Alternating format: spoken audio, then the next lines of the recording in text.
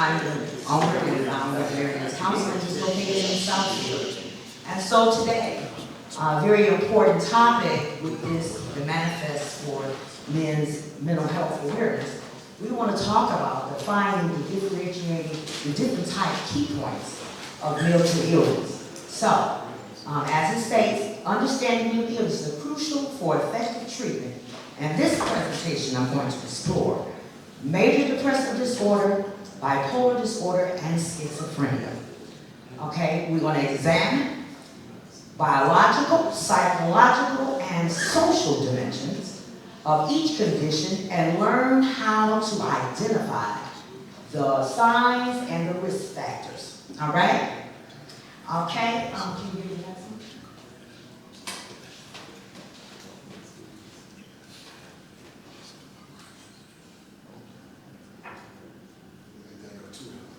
Okay, just that one. Okay, understanding mental illness is a crucial and effective treatment. This presentation will explore, as I said before, where we're going to examine the biological, psychological, and social dimensions. All right, so with major depression disorder, usually that's followed by feelings of sadness, emptiness, hopelessness that usually dominate daily. Okay? Go back. Okay, and some of the physical symptoms, as it notes, sleep disturbances, appetite changes, fatigue, and concentration issues. So now this usually persists when we have major depression disorder around 2 weeks doing a daily function, makes our daily function a little bit difficult. Okay? So we're going to go to slide number 3. I'm giving you some really simple, basic things. Okay, so with bipolar, some of the core traits are manic episodes. As you can see on the right-hand side, the elevated mood, heightened energy, and racing thoughts. Usually that's a euphoria. That means we're extremely excited all the time, really high motivation. We have some mood transitions, distinct shifts between emotional extremes. So we're either extremely high or we're extremely low. So either we're extremely excited and then maybe it can be within a week or a day or two, then we feel extremely sad, okay? The depressive episodes are periods of profound sadness, okay? Or as I said, the euphoria is extremely high, okay? So, now when we get to schizophrenia, I want you to be able to distinguish some of the features. We have hallucinations, okay? Sensory expansion without external stimuli. So meaning, usually that happens when I see clients in my office and I know that we have some hallucination issues, usually audio. So while you're speaking with them, they're kind of tilted here to the right or to the side. They're listening, but they're hearing voices, okay? Usually with delusions, false beliefs. They just believe it is so. And although you can tell them and explain to them the reality point of it, they have their own belief system, okay? All right, so with emotional blunting, I don't know if you've ever met anyone, you've had a conversation with them, and you can't tell that they're happy, they're sad, there's just a numbness, there's no emotion at all, okay? And you're having a conversation, they say you're having a good day today, and they'll say, yes, I'm having a really good day, and you can't tell, okay? So when they got disorganized thinking, meaning they're just all over the place. It's fragmented. Okay, so it could be this, it could be that. They can say today is a good day. The sun is shining, but no, I think it might rain. Or you can have a conversation, they'll change the subject as well while you're in the middle of a session. I know with mine, usually that's what they do. They're back and forth. Okay, so their thinking is not normalized, it switches back and forth. Okay, so some of the biological, psychological aspects, okay, usually it can be genetic. So a lot of people don't know, and with our culture, and I'm just speaking that, especially with the African American culture, let me ask you a question. How much, usually we know about mom and dad, right? So how much do we know about dad's side of the family? Do we know about granddad and grandma? And it seems like we find we know a little bit more about our mother's mother and father than we do our father's father and mother, right? And sometimes, if you think about it, you have to go back and you find out that mental illness exists. Have you ever been with some family reunions and you're standing there in the family reunion and you walk by and you see cousin Juju over in the corner kind of rocking, right? And you say, well, what's going on, cousin Juju? And they say, oh, don't pay him no mind, don't pay him, he do that all the time, right?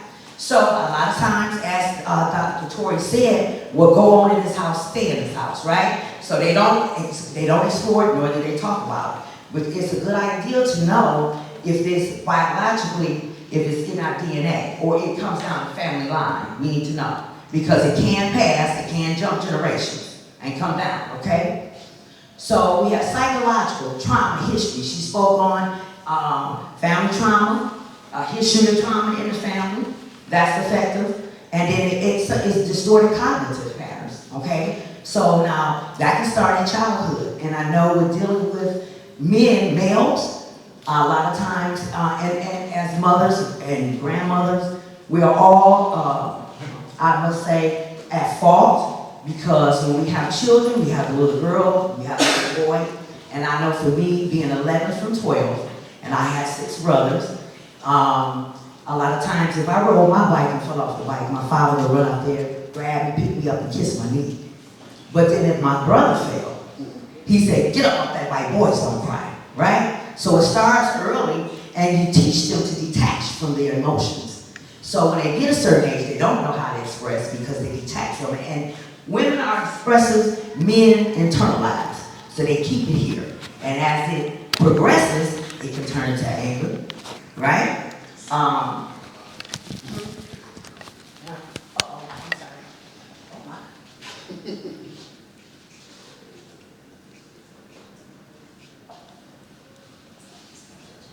All right.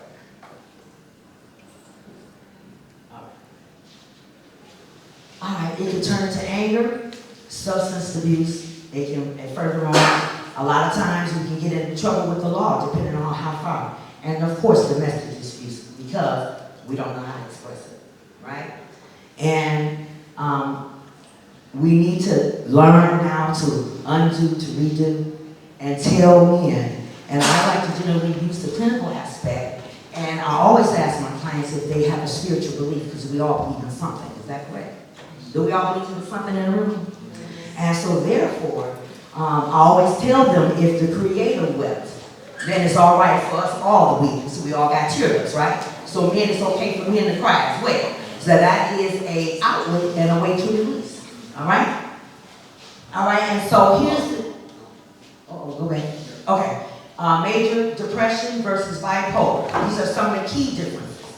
Okay? The condition is depression, bipolar, schizophrenia, the mood patterns, persistent low mood. Okay? Okay? And so this right here, cycle, mood extreme. So again, extreme. Often have a flat effect. You can't tell if I'm happy or sad. I can answer a question and you would know what I was feeling. Okay? Because you can't see it. I don't smile. I'm not sad, it's just flat. Okay? Usually with schizophrenia, you have a psychosis, rare, severe episodes. So, with that being an severe, okay, it's totally extreme. It's totally extreme. They may have manic highs or manic lows. So, and that will weigh depending, okay, on where they are. It can change at any day. Sometimes that can persist up to 2 weeks to 6 months. Okay, so it can go, if you start seeing some of the results around teens, I say around 14, you start seeing it up to the age of the 30s. Late teens, okay, you start seeing symptoms and signs early on, okay? So, as I was saying, some of the early signs and risk factors for depression signs: persistent sadness, withdrawals from activities, sleep changes, and feelings of worthlessness. And you usually can tell. Usually when you can tell what's going on. Or you may have any friends or family that like does a lot of drinking. So sometimes with men, because they cannot effectively communicate, they may drink a lot, right? And they're more able to express when they're under the influence of alcohol or any other substance rather than just be able to explain it, right? They need a little fire water, give them a little push, okay? Now, as it relates to schizophrenia, some of their warning signs are social withdrawals. Okay, they're suspicious of everything and they decline functioning. So what that means is they'd rather not socialize with nobody. They want to stay at home. Every time you ask them, they'd rather just stay home and not do anything. No, I'm good. Okay, and I have those clients that has no social activity. They'd rather not. They always find a problem with trying to go out or socialize with friends. They'd rather just stay alone. They're very isolated. Okay, and again, as I said before, common risk factors, family history, substance use, extreme early trauma, chronic stress, and social isolation, just as I said. All those things right there are usually risk factors. So, summary and clinical implications. These are the things here, the early identification. You have to be able to recognize the signs and symptoms, okay? And we want to try to lead to better outcomes. Time between onset treatment matters significantly. So that means when you're feeling these things, it's okay to reach out for help. If things are not adding up with you, you're having extreme lows and extreme highs, it's okay to reach out. Even if you have to ask somebody a resource, please go, men, please. Okay, a lot of stuff is happening, and you can see that in the world today. A lot of stuff is happening with our African American men, right? And with criminal issues and its triggers. So when we go through those family traumas or any type of trauma, we never want to be triggered because we're not going to see exactly what the crime is. We're going to go back to the trigger, and that's what drives us, okay? You want to be able to get an accurate diagnosis, proper differentiation to ensure appropriate medication and therapy is given. So don't just get the medicine. Some people just get the medicine, no therapy. You need them both. Okay? Don't just get the therapy and not get the medicine. Because you need them both, right? They work hand in hand. And then you want to be given the right approach, and you don't want to be misdiagnosed because your condition can get worse. Make sense? All right. Now, some people take a holistic approach. Effective treatment will address the biological, psychological, and social factors. All three domains require attention. So when you get the therapy, everyone's person-centered plan, each therapy is going to be catered to just for you. When you sit down with your therapist, they do initial intake. We open the floor up and just kind of ask what brings you to therapy, right? And basically when we do that, we can kind of tailor if it's going to be cognitive behavior therapy, holistic behavior therapy, dialectic behavior, we'll know. And we'll know what areas that we need to target, to help, because we got to get to the root of the problem, right? Because it didn't just start yesterday. It started somewhere else, and it just modified and grew, right? Next one. That's it. All right. So, I have something. I'm a believer that we are visual and audio learners. And we are like magnets because we all spirits, right? We have spirits, okay? Scientifically, it says align with the universe. Is that right? So, spirituality says we are spirits. So, here's the thing. I believe that we're visual and audio learners. We learn from our environment. That's where it all starts, from our home. So, we know that in order to change it, we have to change the spirit that we have inside of us. I mean, we have to address those issues, okay? Now, I would like to do one demonstration, and Dr. Marion is going to sit, okay? I need a volunteer. I need one. A male preferably. All right, I appreciate you. All right, so. Yes.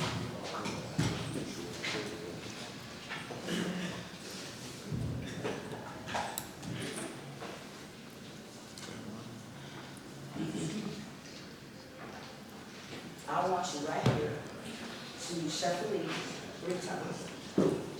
I will leave things in 3.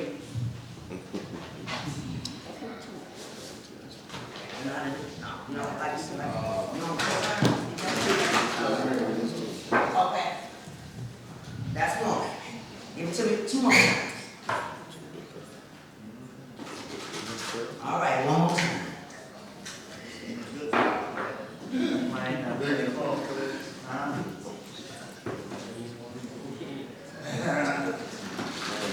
Alright, so now what I need you to do is take a card from the top or close to the top, keep it face down, give me one from the middle, keep it face down, and one from the bottom or close to the bottom, keep it face down. And you give me the rest of it. Alright? Now, read the first card, take the mic. Tell me if it's you.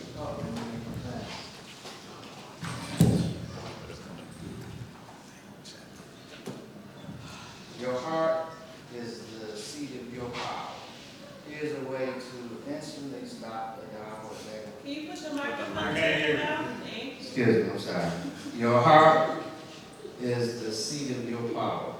Here's a way to instantly stop the downward negative spiral. Focus on your heart. Breathe in deeply. Keep your focus on your heart and concentrate on feeling love in your heart. Breathe out while keeping your focus and feeling the love in your heart. Repeat this a total of 7 times. You will feel more peaceful. You will feel lighter, and the negative thoughts and feelings will have stopped. Okay, so you spiral a lot, is that correct? So when I'm reading this, I've been meditating a lot and doing deep breathing exercise. But you spiral. You have a tendency to kind of think a little left, a little negative, but you try to bring it back to more positive, right? Yeah, I would agree to that. Okay. Yeah. So now, what do you do about self-care? You take care of yourself, manifestation. When you first rise in the morning, what do you say in the morning? So when I first rise, I just sit and meditate about 30 minutes. And then I listen to, some type of prayer. What do you meditate on? Just try to clear my mind. No TV, I don't get my phone. I've been practicing for the past about 6 months. I want to say something. I can attest to a couple of things that we talked about today. So when you talk about genetics, right? And so 23 years ago, I was homeless, right? Homeless, alcoholic, standing on the streets, standing in front of liquor stores, trying to get people to buy stuff off my Prius car so I can get alcohol. And I went from that, I was 36 at the time, right? I went from that, I went to school in 6 years, had obtained my master's degree. I had I bought a house in 09, the housing market fell, and got a great deal on the house, owned my house outright. But I still couldn't figure out why I was still so miserable. Because you never dealt with it. I did, and then I just turned 60, right? Yes, sir. So I'm like, I just realized that my mother dealt with depression. Because then I went to reflecting back over my life, because all in the, I've obtained things and had material assets and this and that and the other. But every time I obtained them, I still wasn't satisfied, right? When my mother, she was a single parent, and she couldn't buy those Chuck Taylors. They was $13. You know what I'm saying? And, and then when the lady just talked about, being molested by the babysitter. So it wasn't really the babysitter, it was an extended family member. I was 9, she was 11. But her brother brought up and said, "Yo, she wanted to give you something." I said, "Give me some what? I'm 9 years old." You know what I'm saying? So, and then he had sex with her, and it was his sister. But I'm not, I'm like, and so, you know what? Okay. I'm Miss W. Listen, yeah, well, listen. We all got stuff. We all come from trauma. That's right. Every last one. That's right. Got some trauma. And if anybody tell you they perfect, they come from the Huxtable family, even in the Huxtable. Right? They had issues with they solved before the show, right? So we all got trauma. And we all have to go back to the root cause and deal with it. So you have to undo to redo so you can grow. And you're gonna keep circling until you address it. My card in the back. Read the second card because I got to sit down. Okay. Second card is change your mind and change your life. There it is. There you go. I believe that's all right. Right. Last one is start to become finished. Got it? That's right. All of them you earned. That's right. There you go. Thank you, everybody. All right. Thank you for that. We are on and popping. We are now moving into our breakout sessions. So I am looking for my update because now I'm not getting to the end of it. I'm so sorry.